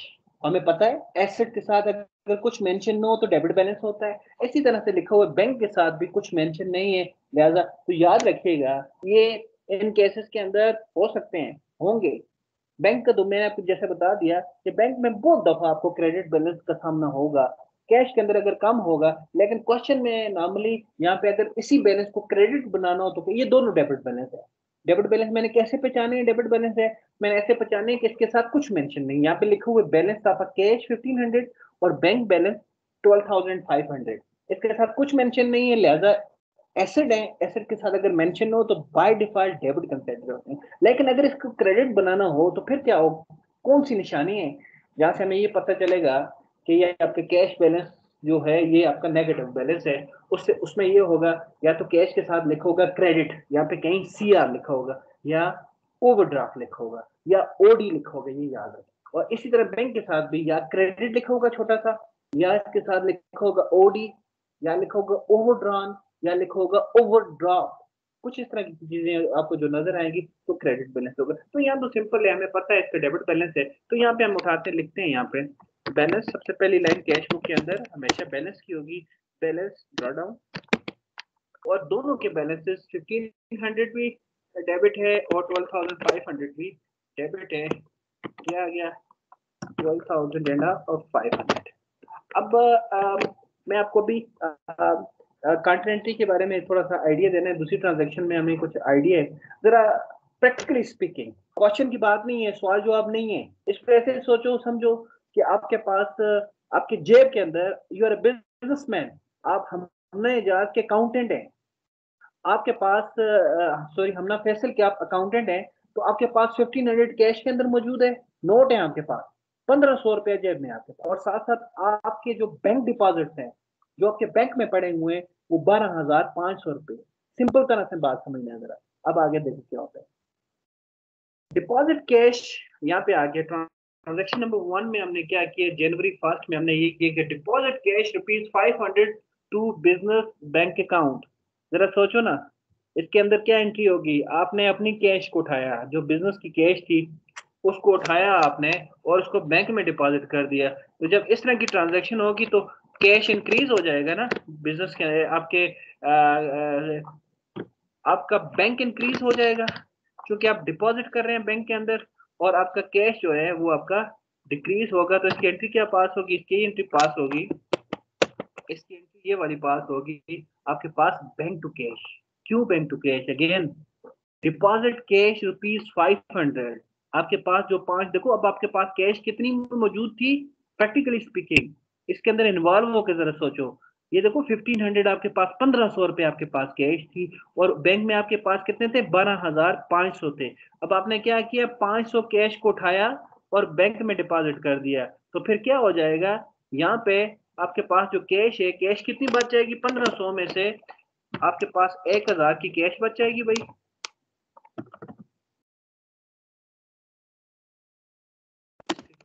लिखता हूँ कैश, और जरा गौर से देखो, 15,000 कैश, 1500 कैश थी, 1500 रुपीज का कैश था, जिसमें से 500 को उठाया हमने, बैंक में डिपॉजिट कर दिया, तो इसका मतलब 1500 में से 500 माइनस हो गए, लेकिन वो जो माइनस 500 हुए वो आपके पास बैंक में प्लस हो जाएंगे। तो इसका मतलब ये है कि आपके बैंक में होने चाहिए इस ट्रांजेक्शन के बाद आपके 1300 इन बैंक अकाउंट। अब जरा हम ट्रांजेक्शन को पास करते हैं, ये तो हमने अपनी एक याद के लिए यहाँ पे लिखा है, और इसको फिर प्रूफ करने की कोशिश करेंगे। अगर ये दो बैलेंसेस हमारे प्रूफ हो गए after this transaction, after transaction after जनवरी 1, तो हम कह सकेंगे कि कांट्रा एंट्री जो है वो ठीक एंट्री है, वो एक राइट प्रोसीजर है इन अकाउंटिंग, इन अकाउंटिंग। अब देखो मैं यहाँ पे आया, अच्छा हमें पता चल गया कि जी ये तो चूंकि डिपॉजिट के अपने कैश डिपॉजिट किए इनटू बैंक अकाउंट, तो हमारे पास काउंटर एंट्री है। हमें कैसा पता चला, हमें इस तरह पता चला कि कैश भी इन्वॉल्व है इस ट्रांजेक्शन के अंदर और बैंक भी इन्वॉल्व है, सिंपल एंट्री है और दोनों अकाउंट इन्वॉल्व है, और एक अकाउंट इन्वॉल्व है तो हम देखते हैं इसकी एंट्री कैसे होगी, बैंक बैंक टू कैश की हमारे पास एंट्री है, लिहाजा इसको अब रिपोर्ट करते हैं। कैसे रिपोर्ट करेंगे, हमने यहाँ पे लिखा, यहाँ पे लिखा हमने, ये तो पहले भी ऑलरेडी मेरे ख्याल वन ही था, यस, यहाँ हमने आके जी वन लिखा, जी वन लिखा। तो मैं यहाँ पे आपके लिए यहाँ पे मैं बल्कि इसको इसके नीचे लिख देता हूँ। एंट्री हुई है बेटा हमारे पास बैंक टू कैश की एंट्री हुई है। मैंने इस ट्रांजैक्शन को उठा के अपनी इस कैश बुक के अंदर रिपोर्ट करना है, तो हमें पता है ना, हम हमेशा चीज को रिपोर्ट करते हैं उसके सोर्स के साथ। सोर्स के साथ है तो भाई मैं इसको रिपोर्ट करने जा रहा हूँ, मैं डेबिट को रिपोर्ट करने जा रहा हूँ। मैं डेबिट को क्यों रिपोर्ट करने जा रहा हूँ, इसलिए कि बैंक डेबिट हुए इसके अंदर। अगर बैंक डेबिट हुए तो किसके साथ डेबिट हुए, कैश के साथ डेबिट हुए। मैं यहाँ पे लिखता हूँ कैश, और मैं रेफरेंस के कॉलम के अंदर मैं छोटा सा डालता हूँ, लिखता हूँ यहाँ पे सी।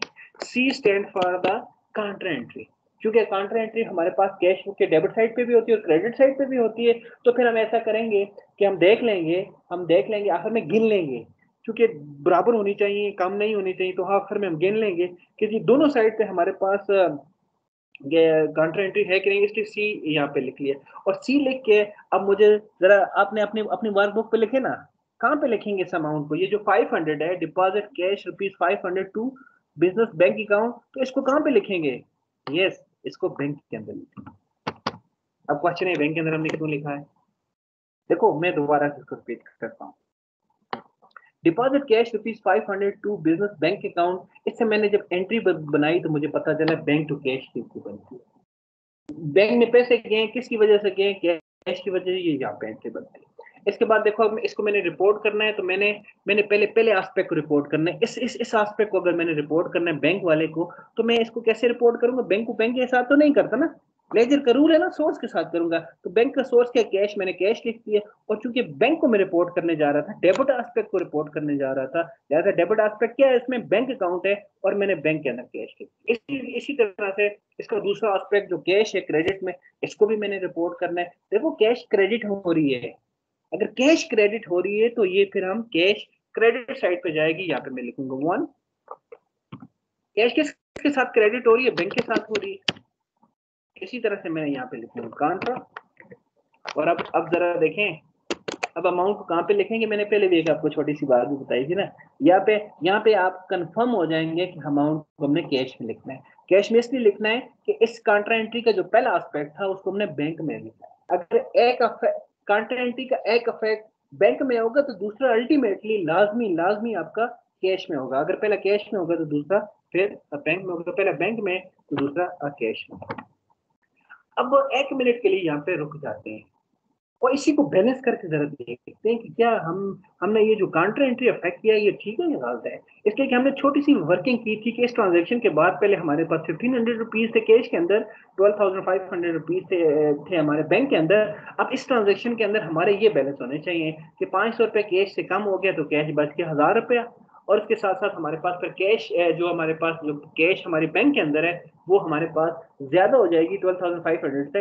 अब इसको बैलेंस करके आप देख सकते हैं, मैं बैलेंस करता हूँ मेरे साथ। देखो ये बैलेंस कैसे करेंगे, मैं देखूंगा जी बड़ा साइड कौन सा है, कैश का, ये कैश है ना, तो बड़ा साइड कैश का क्या है, इसमें 1500, इसमें 500, बड़ा साइड ये, तो मैंने यहाँ पे लिखा 1500। और उसके बाद मैंने बैंक को मैंने बैलेंस किया तो बड़ा साइड कौन था, इसमें 0 है, और इसमें दोनों को प्लस किया तो 13,000, 1500 और 13,000। अब इसी इन दोनों अमाउंट्स को मैंने उठाया, मैंने यहाँ पे लिख दिया जैसे हम बैलेंस करते हैं उस तरह से किया। और इसके बाद मैंने यहाँ लिखा बैलेंस, सपोज करता मैंने लिखा बैलेंस किया तो मैंने देखो ये कितनी अमाउंट है जी, 1500 की अमाउंट है। इसमें से अगर मैंने 500 को माइनस किया तो आपके पास बच गया बैलेंस कैश का 1000, जो रिफ्लेक्शन भी हमारे पास है कि कैश का हमारे पास 1000 का बैलेंस होना चाहिए। और इसी तरह से बैंक अकाउंट में देखो यहाँ पे कितना है, टोटल 13,000 है, ऊपर कुछ भी नहीं है, लिहाजा ये भी आपके पास 13,000 आ जाएगी। इसी तरह से इसके ये बैलेंसेस आपके बराबर हो गए। इससे ये हमें पता चला कि ये जो आपका काउंटर एंट्री है ये राइट एंट्री है, इससे कोई इशू नहीं है। हमने इसको एंट्री को इसी तरह से जब हम पास करेंगे तो हमारे सारे बैलेंसेस और अकाउंटिंग प्रोसीजर जो हैं वो हमारे ठीक हो जाएंगे। हम काउंटर से थोड़ा सा आगे चलते हैं ट्रांजैक्शन नंबर नेक्स्ट के अंदर। हर ट्रांजैक्शन में एक क्वेश्चन के अंदर 2-3 काउंटर एंट्रीज होती हैं, बाकी सिंपल प्रोसीजर होते हैं। Purchase office furniture for cash rupees, ये देखो ये अब सिंपल है, purchase office furniture for cash. तो हमने देखना है कि 7 डेट है, मैंने यहाँ पे 7 डेट किया। क्या चीज परचेज की थी हमने, परचेज ऑफिस फर्नीचर था, मैंने यहाँ ऑफिस फर्नीचर को कॉपी किया, यहाँ पे पेस्ट किया। और उसके साथ साथ मैं देख रहा हूँ अच्छा ये ये पेमेंट साइड है हमारी, मैं मानता हूँ। अब देखना ये पेमेंट किसके थ्रू हुई है, कैश से हुई है या हमारे बैंक से हुई है, तो वो कह रहे नहीं कैश से हुई है। मैं यहाँ पे 700 को उठाया यहाँ से और 700 इसी के सामने कैश कॉलम के नीचे रिपोर्ट कर दी। ओके, उसके बाद 7 की ट्रांजेक्शन के अगर रिमेनिंग पार्ट हमारे पास सेल्स है, सेल्स भी कैश में हुई है और 2000 की। जब सेल होती है तो हमें पता है दिस इज कैश इनफ्लो, इसको उठा के हम यहाँ पे आएंगे 7 डेट वाला और यहाँ पे सेल लिखा। और सेल में दोबारा से देखता हूँ कि सेल किस में हुई थी, 2000 कैश में हुई थी, लिहाजा यहाँ पे जाके 2000 कैश में यहाँ पे इंटर, ये सिंपल ट्रांजेक्शन।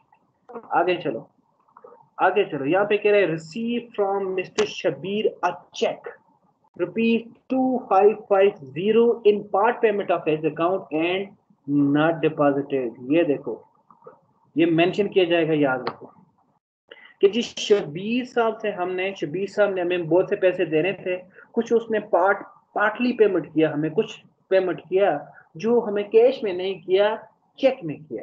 लेकिन चेक जब हमारे पास आया तो उसको हम बैंक में डिपॉजिट नहीं कर पाए, वो हमारे पास है। तो मैंने आपको बताया था ना कि जब भी कि अगर आप देखो, अगर इसमें नॉट डिपॉजिटेड की वर्ड ना होती तो बड़ा सिंपल सा था, हम यहाँ पे लिखते मिस्टर शबीर और अमाउंट उठा के डायरेक्टली बैंक में लिख लेते।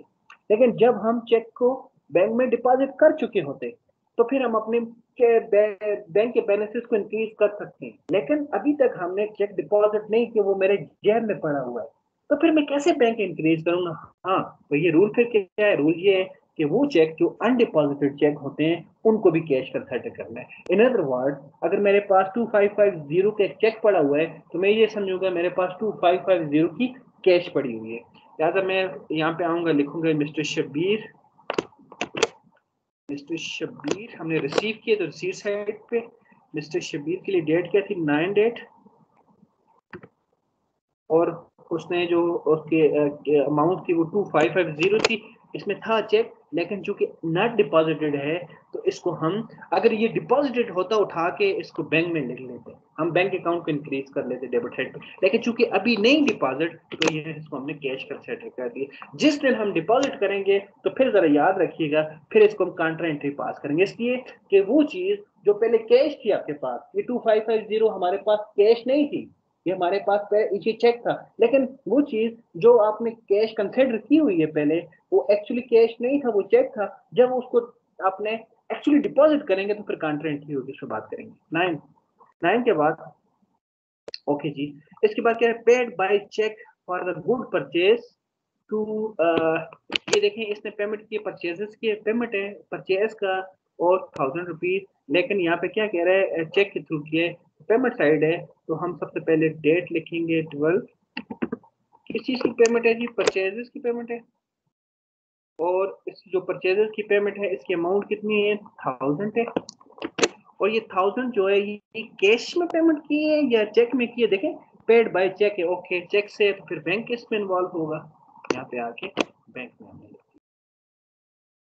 नेक्स्ट देखें 18 में आ गया, मैं 12 लिखा था ना, यस 12 के बाद 18 है। 18 में कह रहे हैं draw from bank for owner domestic purpose. यहाँ पे नहीं लिखा हुआ कि आपने अपने बिजनेस पर्पस के लिए, ये तो डोमेस्टिक पर्पस है। डोमेस्टिक पर्पस या personal purpose is not a counter entry. Counter entry वो होती है जो बिजनेस पर्पस के लिए यूज है, क्योंकि जब पर्सनल पर्पस होता है तो उसमें ड्राइंग की वर्डिंग आती है, और काउंटर एंट्री के लिए रिक्वायर्ड है कि आपके पास एक कैश अकाउंट हो और दूसरा बैंक अकाउंट। ठीक है, हम यहाँ पे लिखेंगे ड्राइंग, डेट क्या है? 18 को,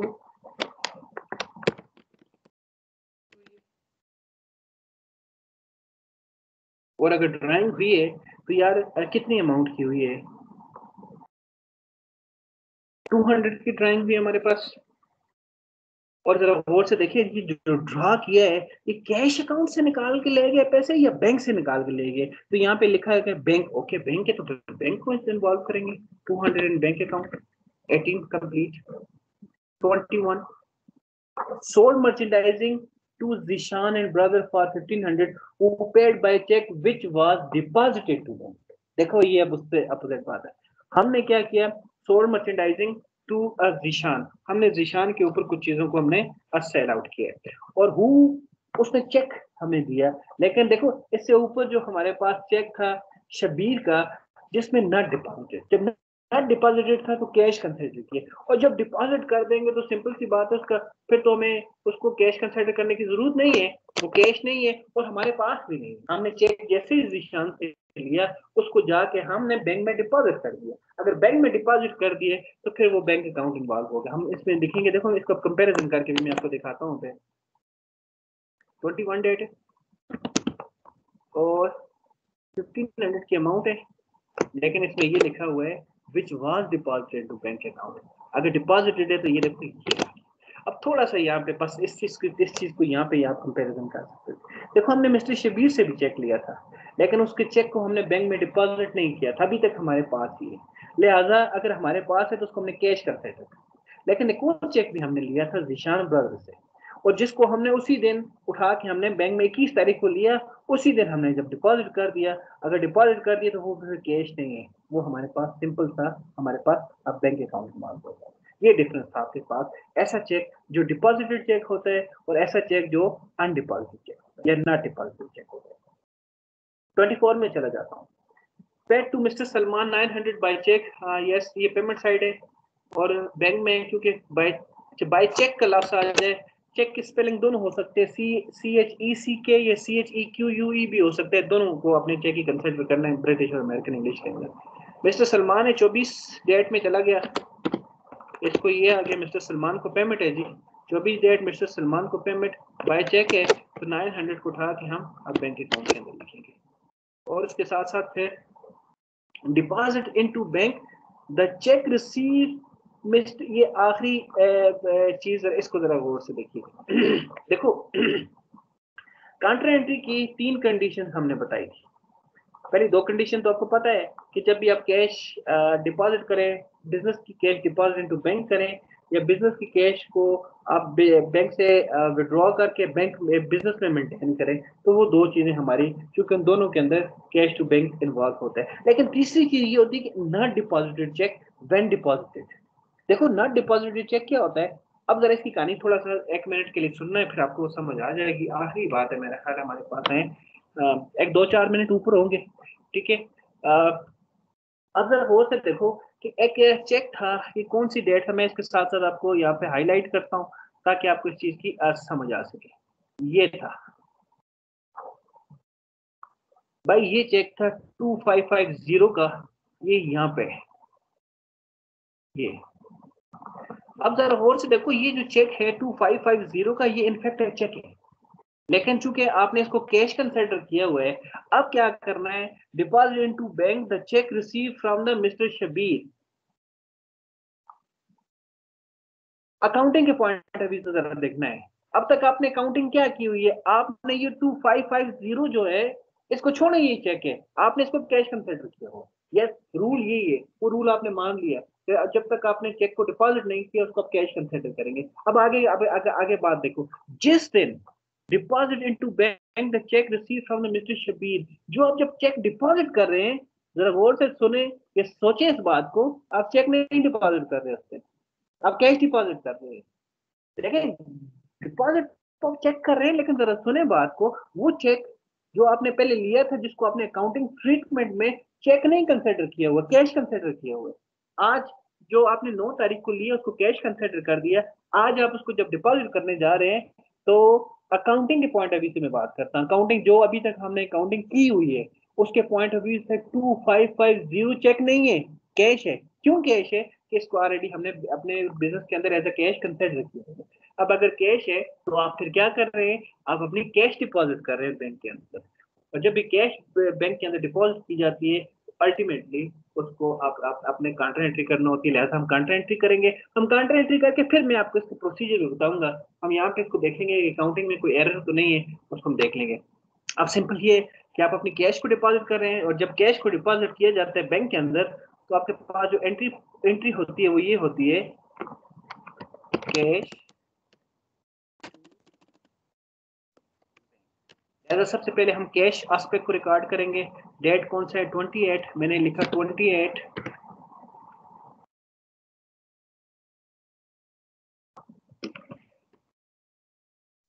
bank to cash, bank to सबसे पहले हम again deposit into bank the cheque receive from the mister Shabbir, mister Shabbir से जो हमने चेक लिया वो रिसीव अपने डिपॉजिट कर रहे हैं, और जो हमने चेक लिया था अभी हमने उसको चेक नहीं बनाया है, उसको हमने कैश बनाया हुआ है, लिहाजा हम अपनी कैश डिपॉजिट करने जा रहे हैं। जब हम अपनी कैश डिपॉजिट करने जा रहे हैं तो बैंक हमारा इंक्रीज हो जाएगा, कैश डिक्रीज हो जाएगा, लिहाजा सबसे पहले मैं बैंक एस्पेक्ट को रिकॉर्ड करने जा रहा हूँ। बैंक अगर एस्पेक्ट है तो किसके साथ है, कैश के साथ है, डेट 28 है, 28 है, कैश है, और यहाँ पे आपके पास आ जाएगा कॉन्ट्रैक्ट है, और अमाउंट कितनी है आपके पास। अब अमाउंट हमने कहाँ पे करना है, 2550 अब जरा देखें, ये वाला चेक था कितने का, 2550 का था, और हमने चूंकि बैंक था, बैंक डेबिट हो रहा था कैश के साथ, तो हमने यहाँ पे कैश लिखा और बैंक में लिख लिया, डन। 28 में फिर काउंटर करेंगे इसका, कौन सा एस्पेक्ट, ये वाला एस्पेक्ट कैश वाला मैं पुट करने जा रहा हूँ। अगर ये कैश का एस्पेक्ट पुट करने जा रहा हूँ तो इसका सोर्स क्या है, इसका सोर्स बैंक है, मैंने यहाँ पे लिखा बैंक, क्योंकि एंट्री है तो मैं सी काउंटर एंट्री के लिए यहाँ पे लिख रहा हूँ। और अब देखना ये है कि जो 2550 है ये आपने कहाँ पे लिखना है, कैश में लिखना है या आपने बैंक में लिखना है। तो देखो हम कैश को पुट करने जा रहे हैं, कैश को पुट करने जा रहे हैं, लिहाजा इसको 2550 की जो वैल्यू है इसको मैं, या अनदर वर्ड, पहले अगर हमने बैंक में लिखा है तो अब हम इसको कैश में लिखेंगे। ये प्रोसीजर मैं एक दफा फिर आपको रिपीट कर देता हूँ, फिर इसको हम देखते हैं दोबारा से कि क्या हुआ है। अगेन बेटा ये देखो, ये ट्रांजैक्शन नंबर 28 जो है इसका रिलेशन 9 ट्रांजैक्शन के साथ है। 9 ट्रांजैक्शन में क्या हुआ था, आपने एक बंदे से चेक तो लिया था लेकिन चूंकि डिपॉजिट नहीं कर सके थे, तो अकाउंटिंग के रूल ये है कि जब आप किसी चेक को डिपॉजिट ना कर पाए उस दिन के अंदर क्रोनोलॉजिकली आपने रिकॉर्डिंग करनी होती है। उस दिन का आपने जो भी आपके पास इनफ्लो आउटफ्लो ऑफ चेक या कैश होता है उसको आपने देखना होता है। लेकिन अगर उस दिन मैंने जैसे आपको एग्जांपल दी कि फ्राइडे था, शाम था, बैंक बंद थे, आप नहीं डिपॉजिट कर सके, अगर किसी चेक को आप डिपॉजिट ना कर पाए तो उसको उस दिन रिकॉर्ड जरूर करना है। और रिकॉर्ड करना है, फिर कैसे रिकॉर्ड करना है, उसको कैश की सूरत में आपने रिकॉर्ड करना है। तो हमने क्या किया, 9 डेट को चेक तो रिसीव किया लेकिन कैश में हमने इसको यहाँ पे कैश कॉलम के अंदर हमने रिकॉर्ड कर दिया, इसलिए कि हमने डिपॉजिट नहीं किया था। फिर दूसरी बात हमें ये भी पता है कि जब ऐसा चेक जो चेक हो और आपने उसको डिपॉजिट ना कर पाए, उसको कैश कंसिडर करने हैं इस टाइम, और जिस दिन आप उसको डिपॉजिट करेंगे तो उस दिन उसके साथ एक इफेक्ट नहीं होगा, उसके बाद साथ डबल इफेक्ट होगा। डबल इफेक्ट इसलिए होगा कि वो इनफैक्ट अगर देखा जाए तो वो चेक तो था लेकिन अकाउंटिंग के पॉइंट ऑफ व्यू से वो चेक नहीं रहा, वो आपकी कैश बन गए। तो अकाउंटिंग के पॉइंट ऑफ व्यू से ये है कि आप अब क्या कर रहे हैं, आप अपनी कैश को बैंक के अंदर डिपॉजिट करें। और जब आप अपनी कैश को बैंक के अंदर डिपॉजिट करते हैं तो हमारे पास एंट्री बनती है बैंक टू कैश। तो हमने फिर इसके साथ बैंक टू कैश का ट्रांजैक्शन किया। मैंने बैंक की प्रोसेस को जब पुट किया तो उसका सोर्स लिखा, कैश लिखा, और बैंक अकाउंट के अंदर हमने बैंक कॉलम के अंदर 2550 एंटर कर दिया। इसी तरह से जो उसका क्रेडिट एस्पेक्ट था कैश, उसको भी मैंने पुट किया, उसका सोर्स बैंक था, और उसी तरह से अमाउंट के अंदर मैंने 2550 को एंटर कर दिया। अब आखिरी बात इस ट्रांजैक्शन के लिए, अब हम अपने अकाउंट को जरा गौर से देखते हैं। देखो मेरी बात सुने, अगर ये तीन एक ट्रांजैक्शन के हमने 3 एस्पेक्ट किए हुए हैं। एक ट्रांजैक्शन हुई है 2550, जरा गौर से देखें, यहाँ पे कैश कॉलम के अंदर 2550 है, यहाँ पे बैंक कॉलम के अंदर 2550, और यहाँ पे भी कैश कॉलम के अंदर 2550 है। अब जरा प्रोसीजर देखें, देखो अगर 9 तारीख होती, मिस्टर शबीर का चेक हम लेते हैं और डिपॉजिट कर देते तो क्या होता है, इतनी लंबा तरद्दुद हमें न करना पड़ता। हमें सिंपल सी बात है, यहाँ पे लिखते हैं मिस्टर शबीर और अमाउंट 2550 को बैंक में लिख लेते, लेकिन चूंकि वहां पे हमने डिपॉजिट नहीं किया था, तो अब ये 3 एंट्रीज के बाद प्रोसीजर वही होना चाहिए। इसके एंड रिजल्ट ये बनना चाहिए कि एक बंदे से चेक लिया था, हमने बैंक में डिपॉजिट कर दिए, बस उसका डेबिट पे नाम लिखो और उसके साथ साथ उसकी डेबिट में उसका जो बैंक कॉलम है उसके अंदर उसकी अमाउंट लिखी होनी चाहिए। लेकिन ये 3 अगर एंट्रीज को गौर से कर देखें तो अफेक्ट वही हुआ है जो हम चाह रहे थे। देखो कैश में 2550 डेबिट हुए हैं, तो देखो कैश ही में 2550 क्रेडिट हो गया, लिहाजा कैश का डेबिट कैश के क्रेडिट के साथ खत्म, आपस में वो क्रॉस हो गया, रिवर्स एंट्री पास होगी इन दोनों की। अफेक्ट तो यही बचे हमारे पास ना। अगर अकाउंटिंग रिकॉर्ड के अंदर देखें तो अकाउंट क्या 2550 आपका बैंक के अंदर ही शो हो रहा है, लिहाजा ये जो हमने प्रोसीजर किया है ये बिल्कुल ठीक है। तो बस इतना याद रखना है, मैं इसको अगर इस बात को अगर सम अप करूं तो मैं ये कह सकता हूँ कि कोई ऐसा चेक जो आपने रिसीव किया हो और उसको डिपॉजिट ना किया, उसको कैश कंसिडर करें, और जब जिस दिन आप उसको बैंक में डिपॉजिट करें तो फिर सिर्फ माइंड में इतना ही याद रखें कि अब ये चेक नहीं है, ये आपका कैश है, और कैश जब भी डिपॉजिट किया जाता है टू बैंक उसका काउंटर एंट्री होती है। इस तरह की ट्रांजेक्शन की हमारे पास 3 एंट्रीज हो जाएंगी। जल्दी से मैं सिर्फ और दो तीन मिनट ही आपके और लूंगा। तो पेड सैलरीज बाय कैश है, तो सिंपल सी बात हम यहाँ पे लिखेंगे सैलरीज डेट क्या है 29, पे हो रहा है, कहाँ पे हो रहा है 290 है, और कैश में हो रहा है 290, कैश में एंटर कर दिया। आखिरी transaction draw from bank for office use, हमने बैंक से ड्रॉ किया है, विड्रॉ किया है, कैश और बिजनेस पर्पज के लिए, तो कैश बिजनेस में आ गया, कहाँ से आया, बैंक से आया है। अगेन ये भी हमारे पास आपका काउंटर एंट्री बन गया, क्योंकि एक ही एंट्री के अंदर हमारे पास डेबिट भी और क्रेडिट एस्पेक्ट में देखें तो बैंक टू कैश नजर आ रहा है, लिहाजा this is a counter entry. अगर काउंटर एंट्री है तो डुअल इफेक्ट होगा, हम ये इफेक्ट पहले करने जा रहे हैं कैश का किसके साथ हुआ, पहले डेट देखें कौन सी है, 30th है, 30th लिखा, डेबिट एस्पेक्ट है, कैश किसके साथ है, बैंक के साथ है, ई pound entry, sorry counter entry net का पाउंड। कैश है, कैश डेबिट हो रहा है, कितने अमाउंट थे हमारे पास 450 के साथ,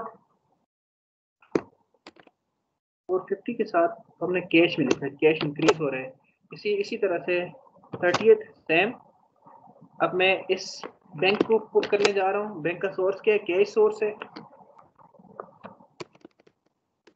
सोर्स है। और काउंटर था चूंकि मैंने सी यहाँ पे भी लिखा ताकि हम आखिर में इसको दोनों साइड पे काउंट कर सकें। तो देखें 1 2 3 सीज, 1 2 3 सीज, ज़्यादा इसमें कोई इशू नहीं है। और इसके साथ चूंकि हम बैंक को रिकॉर्ड करने जा रहे थे, क्रेडिट पे बैंक क्रेडिट हुए कितनी अमाउंट के साथ, 450 के साथ। तो यहाँ मैं लिखूंगा 450। ओवरऑल आपका यहाँ पे आके ये क्वेश्चन कंप्लीट हो जाते हैं। इसमें सारे एस्पेक्ट्स आ गए हैं। इसमें ये तीनों अफेक्ट आपको नजर आ जाएंगे कि क्या हो रहा है। और इसमें कंप्लीट क्वेश्चन, जहाँ पे 2 कॉलम कैश बुक का क्वेश्चन है, इसमें कंप्लीट क्वेश्चन। अब आखिरी पॉइंट देखें, इससे पहले जब हम बैलेंसिंग करते थे तो आपने इससे पहले ऐसा बैलेंस नहीं देखा जिसमें एक से ज्यादा कॉलम। देखें यहाँ पे भी हमने बैलेंस अगर किया है टी अकाउंट को, सिंपल कैश बुक को, तो इसके अंदर सिर्फ एक ही कॉलम था। हमने देखा ये इनमें से बड़ा कौन सी वैल्यू है, दोनों के अंदर लिखा हो। अब आपने इनको सेपरेट सेपरेट देखना है। सेपरेट सेपरेट देखने से क्या मुराद है, पहले आपने इसको कैश अकाउंट को देखना है, इस कैश को, इस कैश अकाउंट को आपने देखना है, और इसके साथ साथ आपने इस कैश को देखना है। ये दो कॉलम को आपने इस कैश को भी देखना है और इस कैश को, क्योंकि इन दो कैश का आपस में हम कंपैरिजन करेंगे और फिर दो बैंक्स का आपस में कंपैरिजन करेंगे। मैं कैश अकाउंट को देखता हूँ, मैंने कैलकुलेटर से देखा, अपने इसके साथ नोट किया कि यार ये देखें, ये डेबिट साइड बड़ा नजर आया, क्योंकि 1500 2000 2002 550 450 500 इन सब को मैंने सम किया। हमारे पास कितना आंसर आता है, 1500 प्लस 2000 प्लस 2550 प्लस 450। इससे मेरे पास 6500 आ रहा है। इसका मतलब है ये कैश का डेबिट साइड बड़ा साइड है 6500 के साथ, उसी को मैं 6500 को इसमें भी रिपोर्ट कर देता हूँ 6500। अब मैं कहना ये चाह रहा हूँ कि पहले सिर्फ कैश की दो कॉलम्स को बैलेंस करेंगे, फिर बैंक के दोनों को बैलेंस करेंगे। कैश को बैलेंस करते हुए मैंने देखा कि कैश का डेबिट साइड मुझे ज्यादा नजर आया है, क्रेडिट मुझे कम नजर आए। जो ज्यादा नजर आए वो 6500 था, मैंने दोनों के नीचे लिख दिया 6500, और यहाँ पे मैंने लिखा बैलेंस। इसमें माइनस कर दें 6500 माइनस 500 माइनस 700 माइनस 2550 और माइनस 950। जो मेरे पास आंसर आया है वो आया है 1800 1800। इसी तरह से मैं नेक्स्ट अब ये देखें, जैसे हमने बैलेंस किया कैश का कॉलम, हम इसी तरह से बैंक का कॉलम भी अब बैलेंस करेंगे। बैंक में मैंने देखा, अंदाजा किया तो ये मुझे बड़ा नजर आया 12,500 2000, इसमें छोटी अमाउंट है, लिहाजा डेबिट साइड अब बिग नंबर है। और ये जरूरी नहीं है कि हमेशा डेबिट साइड ही ज्यादा, मैंने आपको बताया रेयर केस इसमें हो सकता है कि क्रेडिट साइड ज्यादा हो। अगर क्रेडिट साइड ज्यादा होगी तो अल्टीमेटली बैलेंसेस आपका रिवर्स हो जाएगा। 12,500 plus 500 plus 1500 plus 255 और 0। इससे अगर आप बैलेंस करें, इस टोटल करें, तो मुझे ये जो बड़ा साइड नजर आ रहा है इसकी वैल्यू आ रही है 17,000 एंड ऑफ 50 70,050। और इसी तरह से 17,000 एंड 50 इधर लिखा, इसके बाद माइनस किया 1000 माइनस 200 माइनस 900 माइनस 450। आपके पास जो आंसर आ गया, this is a balance of bank 40,500। इसी तरह से बिल्कुल ये कौन सा महीना था, जनवरी था, फेब फर्स्ट के अंदर जो हमारे बैलेंसेस होंगे वो ये बैलेंसेस होंगे। मैं यहाँ से कॉपी करता हूँ, यहाँ पे पेस्ट करता हूँ, लेकिन वहाँ पे कैरी डाउन था, यहाँ पे ब्रॉड डाउन करना जरूरी है, डी कर दें, और ये आपका क्वेश्चन यहाँ तक का कंप्लीट हो गया। तो